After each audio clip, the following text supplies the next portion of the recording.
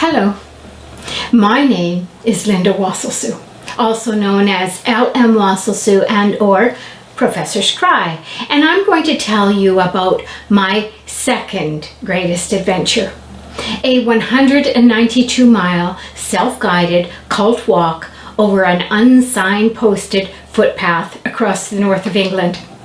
That trek is taken by many and called the Coast to Coast Walk.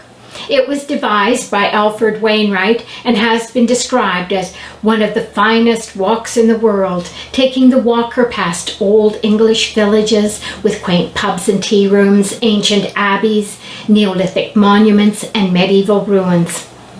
One early May morning, Jack and I, alongside our good friends Basil and Marianne, began our trek, starting on the Irish sea coast near the red sandstone cliffs of St. Bees Head, a mirror image of Robin Hood's Bay on the opposite coast.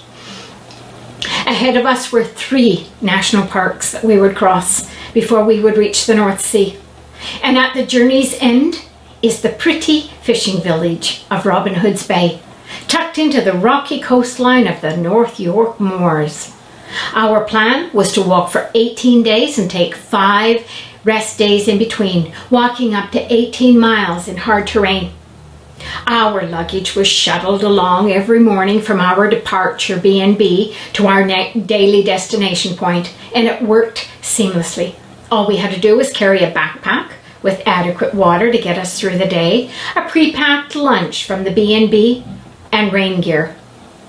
This quintessential English walking excursion leads the trekker into the very heart of the Lake District, where the scenery is at its most rugged.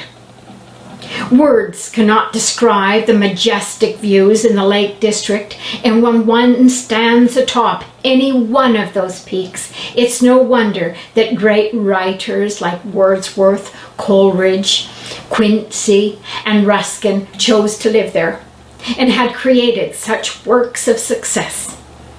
Then before long, the Lake District National Park was behind us, and the landscape of the Eden Valley gave us a softer look, with no great climbs or descents and offering glimpses of the moors in the distance. The midpoint was near the Pennine Range, on the border between Cumbria and the North Yorkshire moors, marked by a range of cairns, appearing as if they're guarding the peak where the views are the most panoramic. It's where the River Swale begins and leisurely glides along, leading the way eastward and growing in size as it heads towards the North Sea. The Swaledale region is a land shaped by glaciers 10,000 years ago, comprising grey limestone crags and great gills looking down on green sweeping valleys interlaced with stone walls and dotted with barns. Fields of newly blossomed buttercups colored the hillsides, and copses of thickly grown trees stretched up to another boggy rise. For those who revel in solitude, the Dales are a region that sets the pulses racing. Then there's the moors. Oh, the moors. A grassland of savannas and shrubbery, dramatic sea cliffs, sudden escarpments and hidden valleys. It's a purple heather moorland, so breathtakingly beautiful, vibrant in colors and dotted with sheep. Dozens of hikers have made that walk in 12 days with no rest days in between. And I can assure you that they had to have been very hard days.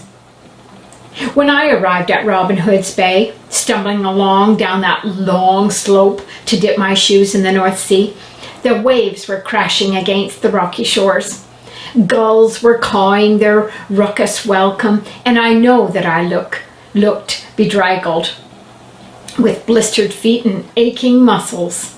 Tourists paused to stare at my mud-stained clothes, not knowing what I had just achieved.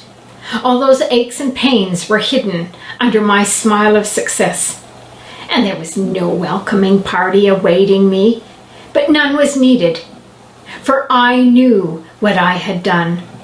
I had walked 192 miles from England's west coast to east coast. And what a feeling It was.